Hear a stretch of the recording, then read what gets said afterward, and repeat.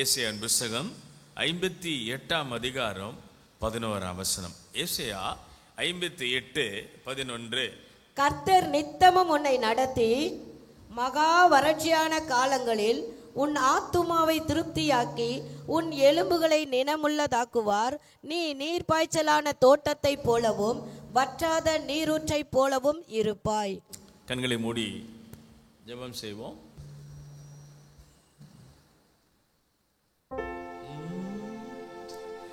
பேசும்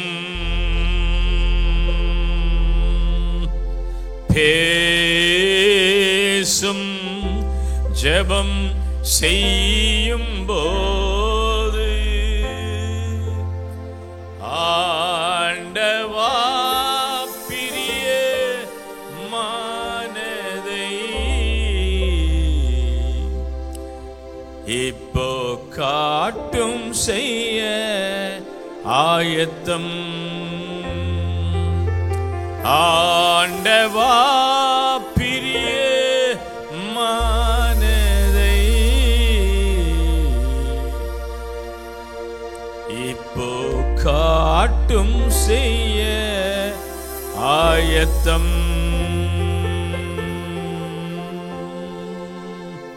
பரிசுத்த ஆவியானவரே, எங்களோடு நீங்க பேசணும்ப்பா. வருஷத்தின் இறுதியில வந்திருக்கிறோம். இந்த சபையை பிரக்கா திருச்சபை இதுவரைக்கும் நீ நடத்தி வந்த தயவுக்கு ஆய்ஸ்தோத்திரம். போதகர் குடும்பத்தையும் விசுவாச குடும்பங்களையும் அற்புதமாக நடத்தினப்பா, நமக்கு நன்றி செலுத்துகிறோம். இந்த வாரத்திலும் இந்த நேரத்திலும் உடைய பிள்ளைகளை உற்சாகப்படுத்தி அனுப்பும்படி வேண்டிக் கொள்கிறோம். எல்லா தயவும் இரக்கத்தையும் உடைய பிள்ளைகளுக்கு காட்டினீரே, நமக்கு நன்றி.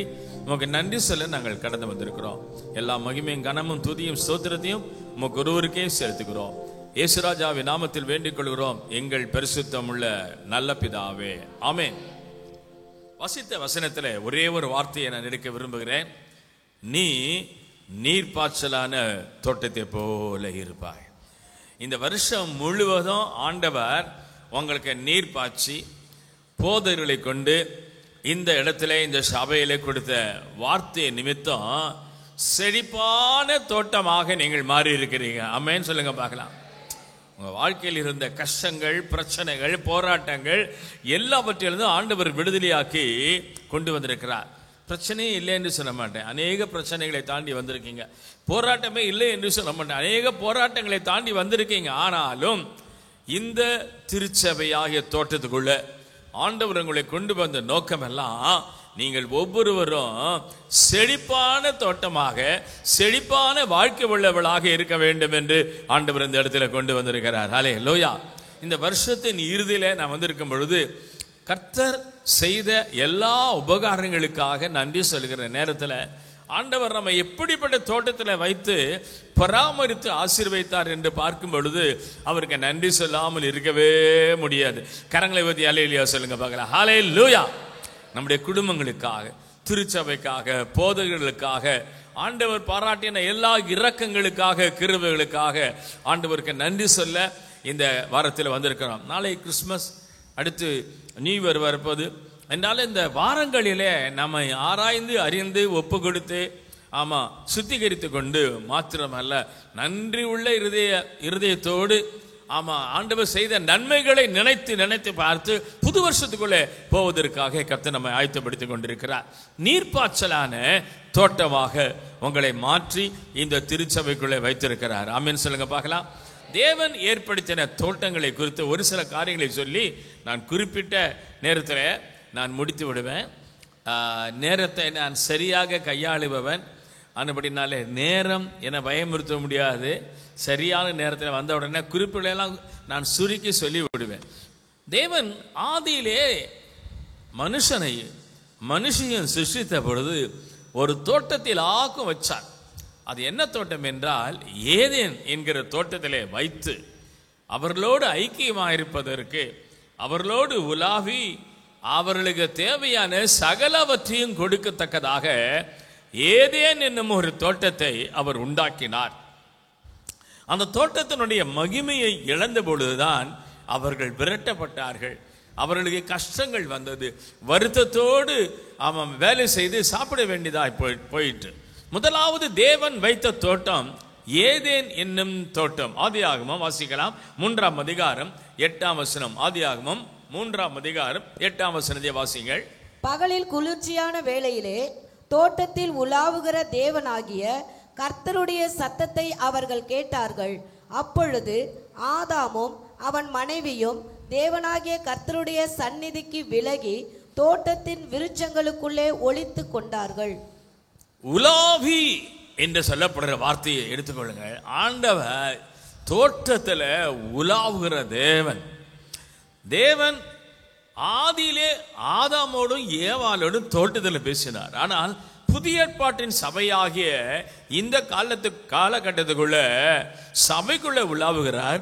போதகர் மூலமாக வசனத்தை கொடுத்து நம்மை எச்சரிக்கிறார், நம்மை நடத்துகிறார். மாத்திரமல்ல, நமக்குள்ளே இருக்கக்கூடிய ஆவியானவர் நம்முடைய தோட்டமாகி இருதயமாகிய தோட்டத்தில் எப்பொழுதும் உலாவி நம்மோடு பேசுகிறவராயிருக்கிறார். ஹல்லேலூயா. எத்தனை பேர் நீங்க சொல்ல முடியும் ஆண்டவர் என்னோடு பேசுகிறார் என்று?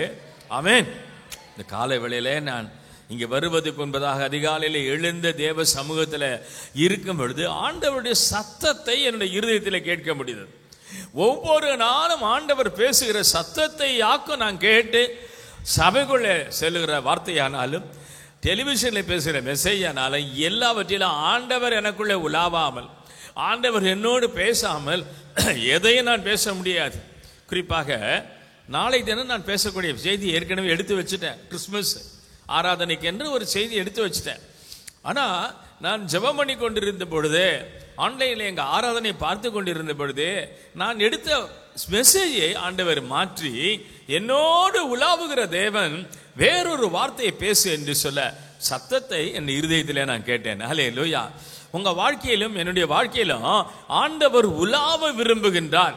எப்படிப்பட்ட சூழ்நிலையில அவர் உங்களுக்குள்ளே உலாவி உங்கள் தேவனாய் இருப்பேன் என்று ஆண்டவர் சொல்லுகிறார். அன்பானவர்களே, இந்த காலை வேளையில வருஷத்தின் இறுதியிலே வந்திருக்கேன்னா ஆதாம் ஏவாளுக்கு மாத்திரமல்ல, உங்களுக்கும் எனக்கும் ஆண்டவர் தேவனாய் இருக்கிறார். ஆமென் சொல்லுங்க பார்க்கலாம்.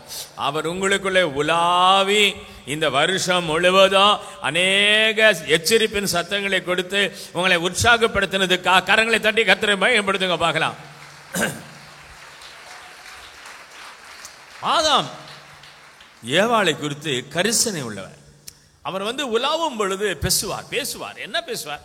ஆதாமே என்ன சாப்பிட்ட, இப்ப என்ன சாப்பிட்ட, எந்த பழத்தை சாப்பிட்ட, ஏவாள் என்ன பழத்தை சாப்பிட்ட என்று சொல்லி விசாரித்து நடத்துகிற தேவன். ஆனாலும் போடப்பட்ட அந்த அடைப்பை மீறி ஒரு சர்ப்பம் உள்ள வந்தபடினாலே பிசாசின் ரூபத்தில் ஏவாள் அடிக்கடி பேசி புசிக்கத்தகாத கனியை பறித்து புசித்தபடினாலே பாவம் செய்தார்கள். 2 பேரும் விளக்கப்பட்டார்கள். என்ன சொல்ல வந்தேன்னா, ஆண்டவரோடு பேசுகிற பொழுது வேறு எந்த தீமையான பிசாசின் சக்தியோடும் நமக்கு உறவு கிடையாது, நமக்கு என்ன கிடையாது, எந்த பந்தமும் பாசமும் கிடையாது. ஆனால் ஏவாளுக்கு தெரியாமல் ஏமாந்து போனால் அதை நிமித்தம் ஆண்டவர் வருத்தப்பட்டார். மாத்திரமல்ல, அந்த இடத்துல அவளை கொன்று விடவில்லை, வேறொரு ஆதாமை ஏவாளை உண்டாக்க முடியும். ஆனாலும் ஆண்டவர் தம்முடைய கையினாலே உண்டாக்கின ஆதாமை குறித்து ஏவாளை குறித்து மிகுந்த கரிசனை உள்ளவராக இருந்த அப்படின்னால்தான் உலாவி அவர்கள் செய்ய வேண்டிய காரியங்களை ஆண்டவர் செய்து முடித்தார். ஹல்லேலூயா. அவர்கள் பாவத்தின் நிமித்தம் பிராயச்சித்தமாக ஒரு ஆட்டை அடித்து வரப்போகிற குமாரனாய் இயேசு கிறிஸ்துவின் அடையாளமாக அடித்து அந்த தோல் உடையை அவர்களுக்கு கொடுத்து தோட்டத்தை விட்டு விரட்டினார். என்ன சொல்ல வந்தேன்னா, நீங்களும் நானும் துரத்தப்பட வேண்டியவர்கள், அந்நியர்களா இருக்க வேண்டியவர்கள், புறஜாதிகளா இருக்கிற நம்மை குறித்து ஆண்டவர் கரிசனை உள்ளவராக இந்த பூலோகத்தில் பின்பதாக சொல்ல போகிறேன். நமக்காக ரத்தம் சிந்தி மீட்டி இன்றைக்கும் அந்த பிரசனத்தை அந்த சத்தத்தை கேட்கத்தக்கதாக நமக்குள்ளே ஆண்டவர் உலாவி கொண்டிருக்கிறார். கரங்களை வைத்து ஆண்டவரை மையப்படுத்துங்க. ஹல்லேலூயா. அந்த ஏதேன் தோட்டத்தை குறித்து நான் ஆராய்ந்த பொழுது அதற்குள்ளே நதிகள் போகுது. பைசான் என்ற ஒரு நதி போகுது, இன்னும் 3 நதிகள் போகுது. அதெல்லாம் சொல்ல அவசியம் இல்லை. அதற்குள்ளே பொன் விளையமா மகிமையினாலே நிரப்பி மகிமையினாலே அவர்களை உடுத்துவித்து அந்த மகிமையின் சாயலை தான் ஆண்டவர்களுக்கு கொடுத்தார். ஆனாலும் அவர்கள் கீழ்ப்படியாமல் நிமித்தம் அந்த தோட்டத்தின் அருமையை, அந்த தோட்டத்தினுடைய இனிமையை அவர்களாலே அனுபவிக்க முடியாமல் போயிற்று. இன்றைக்கு நாம் பார்க்கிற அநேக ஜனங்கள் தேவ சாயல், தேவனாலே உண்டாக்கப்பட்டவங்க தான். அவங்க கருப்பா இருந்தாலும் சரி, சகப்பா இருந்தாலும் சரி, அவன் வெள்ளைக்காரனா இருந்தாலும் சரி, சீன தேசத்தை சேர்ந்தவனா இருந்தாலும் சரி, தேவனாலே உண்டாக்கப்பட்டவள். ஆனாலும் அவர்கள் அனைவரும் தேவனை தள்ளிவிட்டு தங்கள் மாமிசமும் மனசும் சொல்லுகிறதை கேட்டு நடந்து கொண்டிருக்கிறார்கள். இந்த காலவெளியில் ரட்சிக்கப்பட்ட ஜனமே, உனக்கு ஒப்பானவன் யார்? உங்களுக்கு ஒப்பானவன் இந்த உலகத்தில் எவ்வளவு பெரிய டாட்டாவும் பிர்லாவும் இருந்தாலும் சரி, அதெல்லாம் இல்லை.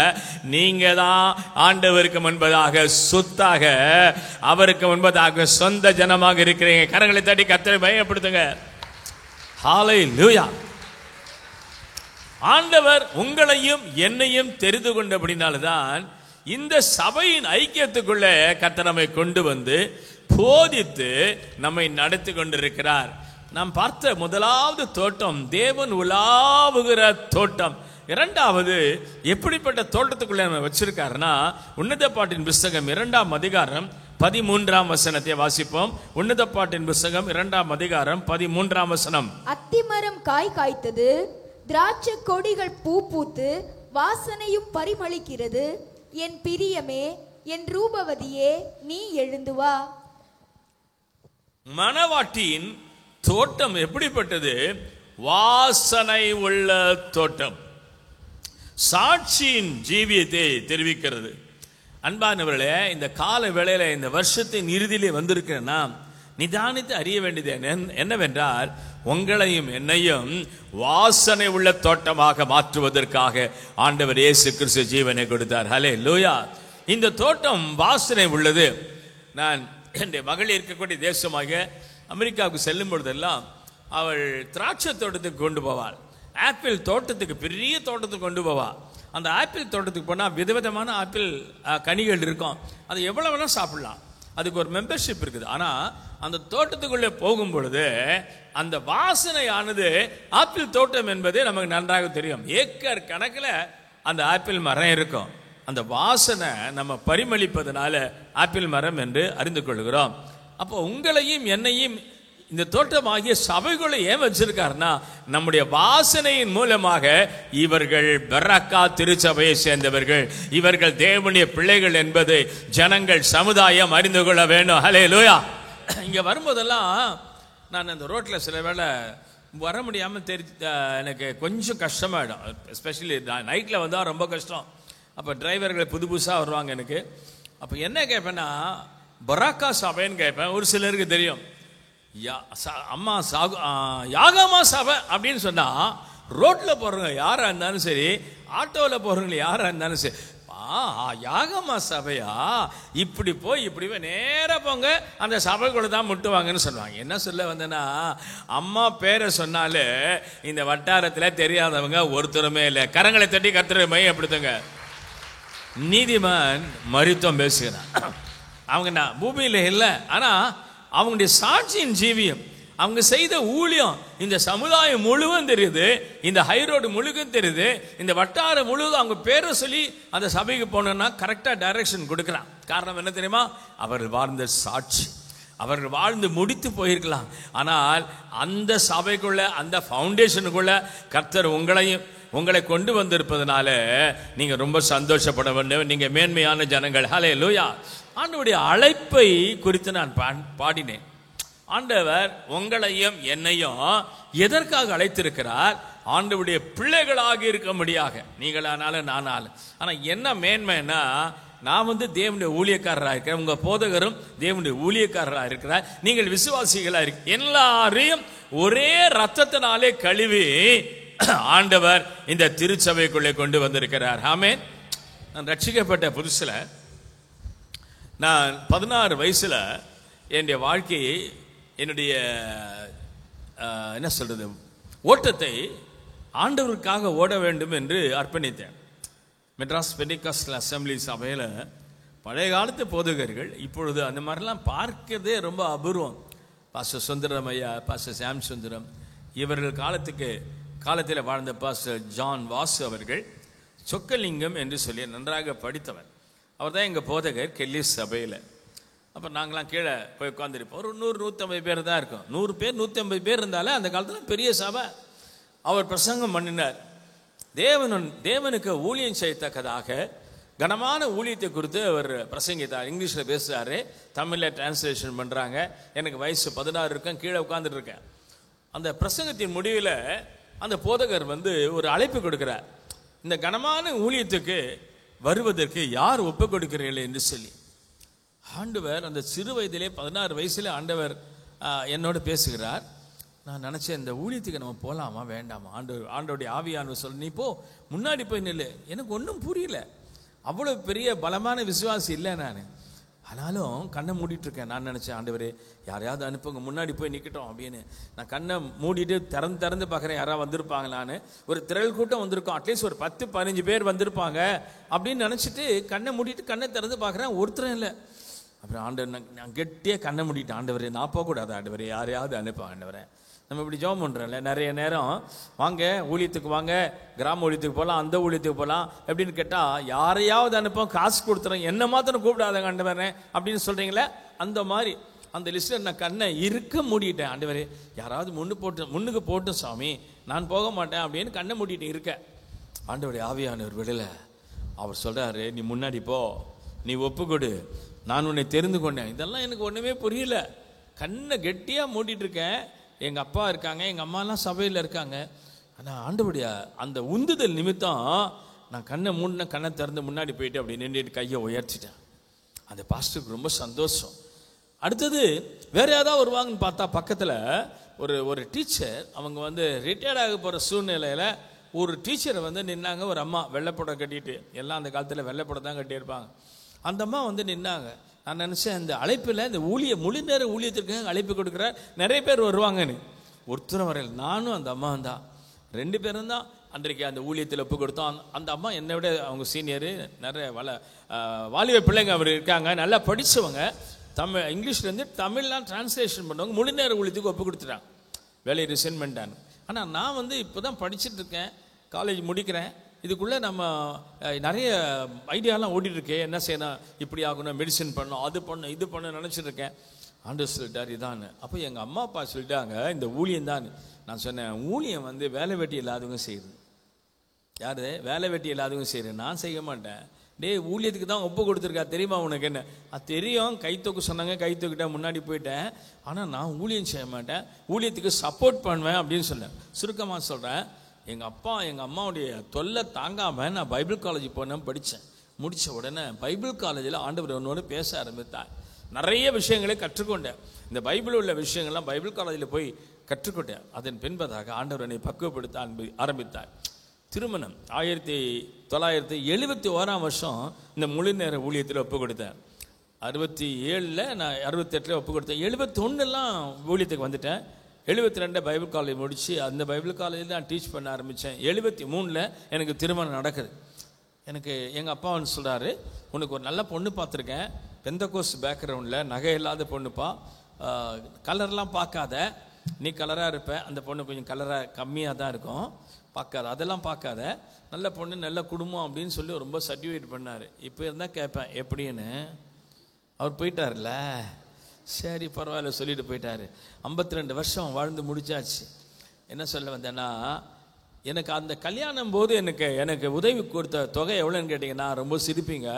1973 175 ரூபா. இந்த 175 ரூபாய்க்கு ஏதாவது ஒரு மாமனார் பொண்ணை கொடுப்பான நம்பி இந்த காலத்தில்? அப்பவும் சரி 73லையும் சரி 175 ரூபாய்க்கு ஒருத்தர் பொண்ணு கொடுக்க வந்தாருன்னா, அவர் ஐசிஎஃப்ல வேலை செய்கிறார், கவர்மெண்ட்டில் வேலை செய்கிறாரு, எதை நம்பி பொண்ணை கொடுத்தாருன்னு தெரியல. எனக்கு கல்யாணம் நல்லா கிராண்டாக பண்ணாங்க. கல்யாணம் முடித்த அடுத்த வருஷத்துலாம் குழந்தை பிறகுது. முதல் குழந்தை, 1.5 வருஷத்தில் இன்னொரு குழந்தை, 2 குழந்தைன்னு வச்சு நான் பட்ட கஷ்டம் கொஞ்சம் நெஞ்சமில்லை. ஊழியம் தான் செய்து கொண்டிருக்கேன். 74, 75, 76 எல்லாவற்றிலும் ஊழியம் தான் செய்திருக்கேன். எங்கள் அம்மா அப்பா எங்களுக்கு சப்போர்ட் பண்ணிட்டு இருந்தாங்க. ஆனாலும் இந்த முழு நேரமாக சபையை நடத்தும்படியாக வந்த பொழுது நான் பட்ட கஷ்டங்கள் கொஞ்சம் நெஞ்சம் இல்லை. இன்றைக்கி நான் வரும்பொழுதெல்லாம் காரில் ஏறும்போதெல்லாம் சொல்லுவேன், இன்றைக்கி இருக்கிற காரு, இன்றைக்கி இருக்கிற சொந்த வீடில் வாடகை வீடு தான் இருக்கேன். இன்றைக்கி வரைக்கும் வாடகை வீடு எல்லாம் ஆண்டவர் கொடுத்த கிருபை, இரக்கம், ஈவு. ஆனாலும் இந்த பாதையில ஆண்டவரை ஏற்றுக்கொண்டு இந்த ஊழிய பாதையிலே நான் கடந்து வந்த பயணம் என்பது கரடு முரடானவைகள். ஒரு முறை 2 பிள்ளைங்க இருக்காங்க. எனக்கு இட்லி வாங்க காசு இல்லை. இட்லி வாங்கி கொடுக்கணும், பிரேக்ஃபாஸ்ட் வாங்கி கொடுக்கணும். ஒரு சைக்கிளில் தான் நான் கெல்லிஸ்லேருந்து ராயப்பேட்டை வரைக்கும் போவேன்.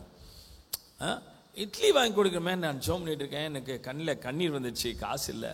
ஏன்னா நம்ம பசியும் பட்டினியுமே இருக்கலாம், ஆனால் பிள்ளைங்க பசியும் பட்டினியுமே இருக்கக்கூடாது. பாடெல்லாம் எழுத தொடங்கிட்டேன். அந்த நேரத்தில் யாரோ ஒருத்தர் வந்து கதவை தட்டி கொஞ்சம் காசு கொடுக்குறாரு. அந்த காசு அந்த நேரத்தில் எனக்கு பெரிய ஒரு லட்சக்கணக்கான ரூபாய் மாதிரி இருந்தது. காரணம் என்ன தெரியுமா? அந்த பிரேக்ஃபாஸ்ட் இட்லி வாங்குறதுக்கு ஒருத்தர் காசு கொடுத்தாரு. அல்லேலியா சொல்லுங்க பார்க்க. அந்த நேரத்தில் எழுதின பாடல் தான் எந்த ஜெப வேளை உமை தேடி வந்தேன். ஹல்லேலூயா. இந்த பாடல் என்னுடைய அனுபவத்தோடு கலந்த பாடல். இந்த பாடல் உலகம் முழுசும் நிறைய பேர் பாடியிருக்காங்க. இதை சமீபத்தில் நம்பிக்கை டிவியில் இதயம் தொட்ட பாடல் என்று சொல்லி இன்டர்வியூ பண்ணி என்னை பாட வச்சுருக்காங்க. என்ன சொல்லனா, இந்த மாதிரி ஒவ்வொரு அனுபவத்திலும் நான் கடந்து வந்த பாதை என்பது கடினமான பாதை. ஊழியம் என்பது நீங்கள் நினச்சிக்கலாம், ஏதோ பாஸ்டர் மாறுங்க, காரில் போகிறாங்க, நல்ல வீட்டில் இருக்காங்க, நல்லா சாப்பிட்றாங்க. சாப்பிட வேண்டிய வயசில் சாப்பாடு இல்லைங்க, சாப்பிடக்கூடாத வயசில் தான் சாப்பாடெல்லாம் இருக்குது. என்னால் சாப்பிட முடியல.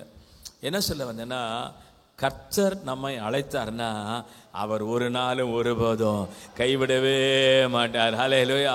அது ஊழியக்காரனாலும் விசுவாசிகள் ஆனாலும் உங்களை ஆண்டவர் ஒரு நாளும் ஒருபோதும் கைவிடவே மாட்டார். பரக்கா ஊழியத்தை பற்றி நல்லா தெரியும். அம்மா பட்ட கஷ்டங்கள் எல்லாம் நான் பார்த்துருக்கிறேன்.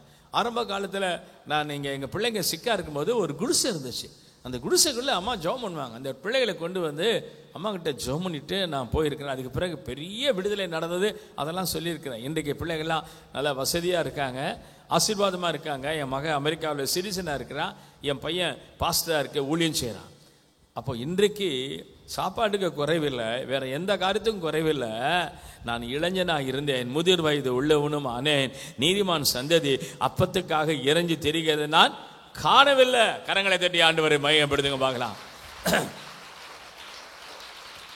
உங்களை அழைத்தவர் இந்த 2023 வருஷம் நடத்திருக்காரா இல்லையா? சொல்லுங்க, பேசுங்களேன், ஆமேன்னு சொல்லுங்க பார்க்கலாம். உங்களை நடத்திருக்காரா? உண்மையுள்ளவராக இருந்தாரா? ஆனபடினாலே இந்த 2023 முடிவதுக்குள்ளாக உங்க சாட்சியின் வாசனை இந்த சமுதாயத்தையே மாற்றி அம்மா என்னென்ன தரிசனம் கண்டாங்களோ அதெல்லாம் நிறைவேறத்தக்கதாக கர்த்தர் சமுதாயத்தை மாற்றக்கூடிய விசுவாசிகளாக, வாசனை நிறைந்த விசுவாசிகளாக இந்த தோட்டத்துக்குள்ளே கொண்டு வர வேண்டும். கரங்களை தட்டி கர்த்தரை மையப்படுத்த வேண்டும். உங்களை பார்க்கிறவங்க சொல்லணும், பராக்கா திருச்சபைக்கு போறவங்க, இவங்க வந்து ஜெபம் பண்ணாலே நம்ம வீட்டில் ஆசீர்வாதம் உண்டாகும். இவங்க கால் மதிச்சாலே ஒரு பெரிய ஆசீர்வாதம் உண்டாக வேண்டும். உலாவுகிற தோட்டமாக நீங்களும் நானும் இருக்க வேண்டும். இரண்டாவது என்ன சொன்ன? வாசனை நிறைந்த தோட்டம். எழுதி கொள்ளுங்க, வாசனை நிறைந்த தோட்டம். மூன்றாவது, நம்முடைய தோட்டம் எப்படிப்பட்டதா இருக்க வேணும்? கனிகள் நிறைந்த தோட்டமா இருக்கணும். என்ன நிறைந்த தோட்டம் சொல்லுங்க? கனிகள். உன்னத பாட்டு 4ஆம் அதிகாரம் 13ஆம் வசனத்தை வாசிக்க கேட்போம் சீக்கிரமாக. உன் தோட்டம் மாதுளம் செடிகளும் அருமையான கனி மரங்களும் மருதோன்றி செடிகளும் நலத செடிகளும் நலதமும் குங்குமமும் வசம்பும் லவங்கமும் சகலவித தூபவர்க்க மரங்களும் வெள்ளை போல செடிகளும் சந்தன விருட்சங்களும் சகலவித கந்த வர்க்க செடிகளும் உள்ள சிங்கார வனமாயிருக்கிறது. அடுத்த வசனம் வாசிக்குமா? தோட்டங்களுக்கு நீரூற்றும் ஜீவ தண்ணீரின் துறவும் லீபனோனிலிருந்து 7ஆம் அதிகாரம் 13ஆம் வசனம் வாசிக்குமா? 7ஆம் அதிகாரம் 13ஆம் வசனம். தூதாயிம் பழம் வாசனை, தூதாயிமின் பழம் வாசனை வீசும். நமது வாசல்கள் அண்டையிலே புதியவைகளும் பழையவைகளுமான சகலவித அருமையான கனிகளும் உண்டு. என் நேசரே, அவைகளை உமக்கு வைத்திருக்கிறேன். தூதாயும் கனியை நேசரே உமக்கு வைத்திருக்கிறேன். இந்த தூதாயும் கனியை குறித்து நான் ஆராய்ச்சி பண்ணேன். இது எப்படிப்பட்ட கனி என்றா, இந்த கனியை சாப்பிட்டாலே ஒரு மாதிரி மயக்கமா இருக்குமா. மணவாட்டி மணவாளனை மயக்குவதற்காக தூதாயும் கனியை வச்சிருக்காளாம். வாசனை நிறைந்த கனி, திருப்திப்படுத்தும் கனி, ஆவிக்குரிய கனிகள் விசுவாசிகளாகிய உங்களிடத்திலும் என்னிடத்திலும் ஆண்டவர் இந்த வருஷத்தின் இறுதியிலே எதிர்பார்க்கிறார். அல்லேலூயா சொல்லுங்க. அப்போ இந்த வருஷத்தை முடிக்கும் பொழுது ஆண்டவர் ஏமாற்றுகிற மரங்களாக அல்ல, ஆண்டவரை திருப்திப்படுத்தக்கூடிய கனி நிறைந்த மரங்களாக, தோட்டங்களாக இருக்கத்தக்கதாக கர்த்தர் இந்த சபைக்கு கொண்டு வந்திருக்கிறார். கரங்களை வைத்து அல்லேலூயா சொல்லுங்க பார்க்கலாம். சத்தமா சொல்லுங்க பார்க்கலாம். கனி இல்லாத மரத்தை பார்த்து ஆண்டவர் என்ன பண்ணார்? கனி இல்லாத மரமே நீ ஆசீர்வதிக்கப்பட்டிருப்பாய் அப்படியே சொன்னாரு. என்ன சொல்லுங்க பார்க்கலாம். சபிக்கப்பட்டு அதெல்லாம் வேண்டாம். வருஷத்தின் இறுதியில வந்திருக்கிற உங்களை ஆசீர்வதிக்கத்தான் ஆண்டவர் இந்த இடத்துல கடந்து வந்திருக்கிறார். உங்க வாழ்க்கையில இதுவரைக்கும் கனி இல்லைன்னா கனி நிறைந்த தோட்டமாக நீங்கள் மாற ஆண்டவர் உங்களை பக்குவப்படுத்துகிறார். ஹல்லேலூயா. இந்த ஒரு வார காலத்துக்குள்ள எங்கெங்கே பண்படுத்தணுமோ, எங்கெங்கே சரிப்படுத்தணுமோ, எங்கெங்கே சீர்படுத்தணுமோ எல்லாம் சீர்படுத்தி கனிகள் நிறைந்த தூதாயும் கனிகளை கொடுக்கக்கூடிய சந்ததியாக ஆண்டவர் உங்களை மாற்றுவாராக. ஆவிக்குரிய சகல விதமான கனிகளையும் ஆண்டவர் கொடுத்து இந்த புது வருஷத்துக்குள்ளே நீங்கள் போகும் பொழுது உங்களுக்கு தேவையான அபிஷேகத்தையும் ஆவிக்குரிய கனிகளையும் ஆண்டவர் கொடுத்து உங்களை ஆசீர்வதிப்பாராக. ஹல்லேலூயா. உங்க தோட்டம் முதலாவது தேவன் உலாவுகிற தோட்டம், இரண்டாவது வாசனை நிறைந்த தோட்டம், மூன்றாவது கனி நிறைந்த தோட்டம், நான்காவது அடைக்கப்பட்ட தோட்டம். உன்னத பாட்டின் புத்தகம் 4ஆம் அதிகாரம் 12ஆம் வசனத்தை வாசியுங்கள். என் சகோதரியே, என் மணவாளியே, நீ அடைக்கப்பட்ட தோட்டமும், நீ அடைக்கப்பட்ட தோட்டமும், மறைவு கட்டப்பட்ட நீரூற்றும், முத்திரிக்கப்பட்ட கிணறுமாய் இருக்கிறாய். அடைக்கப்பட்ட தோட்டம். அதாவது நிறைய தோட்டத்துக்கு இந்த திண்டுக்கல் பக்கத்துல போனா திராட்சை தோட்டங்கள் இருக்கும். அது ரொம்ப கண்ணும் கருத்துமாக அதை காப்பாற்றுவாங்க. காரணம் என்ன தெரியுமா? வேற எந்த ஆட்களும் உள்ளே நுழைந்து பழத்தை எடுத்து போக கூடாது. அதனால பவுண்டரிஸ், ஃபென்ஸ் போட்டிருப்பாங்க. அதை தாண்டி ஒருவரும் வராதபடிக்கு இந்த காலத்துல கேமரா வச்சிருப்பாங்க. அந்த காலத்துல ஆட்கள் எல்லாம் கவனமா இருப்பாங்க. காரணம், அடைப்பு தேவை.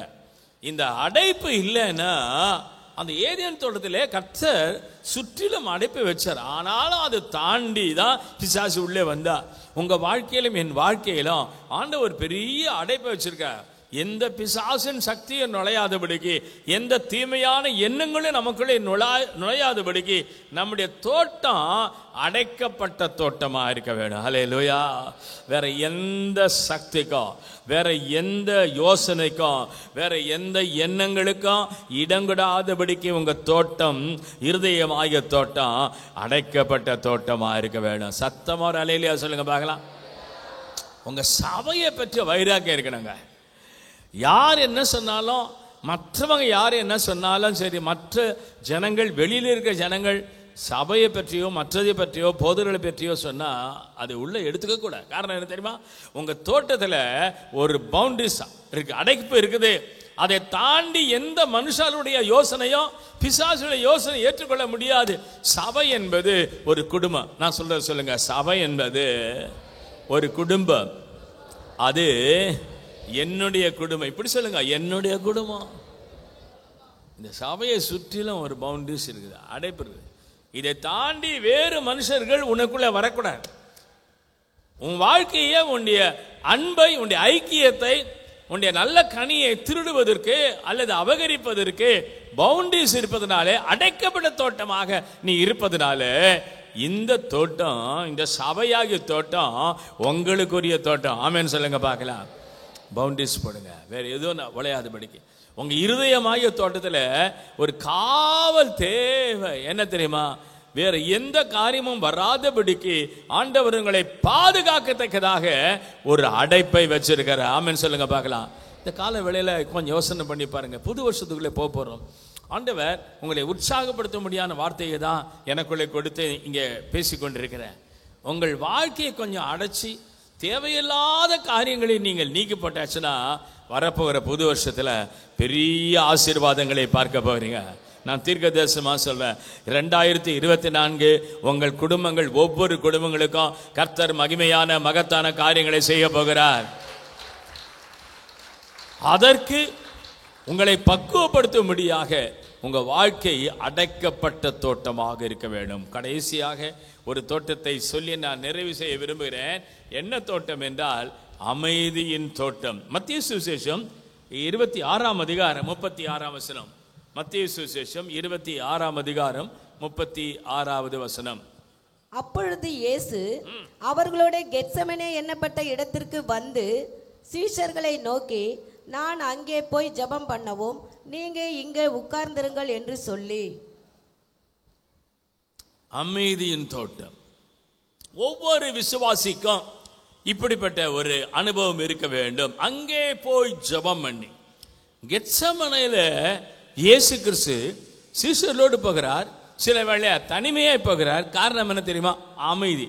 இயேசு கிறிஸ்துவுக்கே ஒரு பெரிய அமைதி வேணும்னா உங்களுக்கும் எனக்கும் இந்த உலகத்தில் இருக்கக்கூடிய பிரச்சனைகள், போராட்டங்கள், இவைகளை தாண்டி செல்லக்கூடிய ஒரு அமைதியின் தோட்டம் நம்ம எல்லாருடைய வாழ்க்கையிலும் தேவை. ஹல்லேலூயா.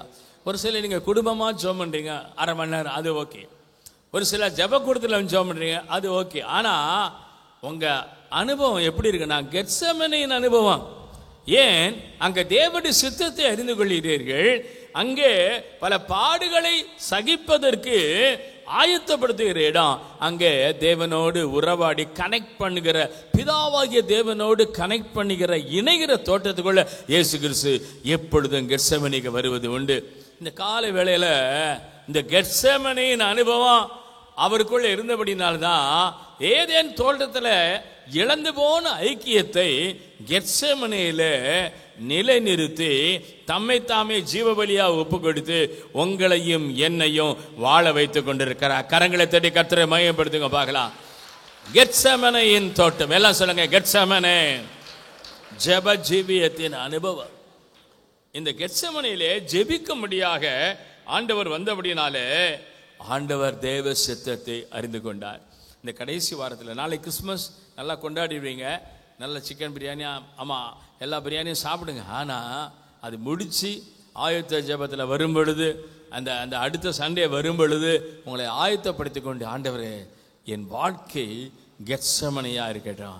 என் வாழ்க்கை வெறும் உபத்திரவம் மாத்திரமல்ல, பாடுகள் மாத்திரமல்ல, உம்மோடு கனெக்ட் பண்ணுகிற ஜெபம் செய்யக்கூடிய ஒரு தோட்டமாக இருக்கும்படியாக என்னை அர்ப்பணிக்கிறேன் என்று சொல்லி பாருங்க. வரப்போகிற புது வருஷம் உங்களுக்கு ஆசீர்வாதமான வருஷமா இருக்க போகுது. அல்லேலூயா. கர்த்தர் இந்த கால வேளையில ஏன் இந்த தோட்டத்தெல்லாம் சொன்னார்னா, நீ நீர்ப்பாய்ச்சலான தோட்டமா இருக்க போகிற, தேவன் உலாவக்கூடிய தோட்டமா இருக்க வேணும். ரெண்டாவது, வாசனை உள்ள தோட்டமா இருக்க வேணும். மூன்றாவது, கனி நிறைந்த தோட்டமா இருக்க. நான்காவது, அடைக்கப்பட்ட தோட்டமா. ஐந்தாவது, அமைதியின் தோட்டமாக. உள்ளத்துக்குள்ள பெரிய அமைதி, சமாதானம். பாஸ்டர், நானும் ஜெபம் பண்ணி பார்க்குறேன், இந்த வருஷம் முழுக்க எனக்குள்ள ஒரு அமைதி இல்லை. பிரச்சனைகள், போராட்டங்கள், ஒன்றா ரெண்டா, அத்தனை போராட்டங்களை, அத்தனை பிரச்சனைகளை நான் தாண்டி வந்திருக்கிறேன். நான் தீர்க்கதரிசனமாக சொல்கிறேன், கர்த்தர் இந்த வருஷத்தை முடிக்கிற தருவாயில உங்களுக்கு இளைப்பாறுதலை கொடுப்பார், உங்களுக்கு அமைதியை கொடுப்பார், உங்களை ஆசீர்வதித்து புது வருஷத்துக்குள்ளே கொண்டு போவதற்காக உங்களை ஆயத்தப்படுத்துவார். கரங்களை தேடி கர்த்தரை மையப்படுத்துங்க பார்க்கலாம்.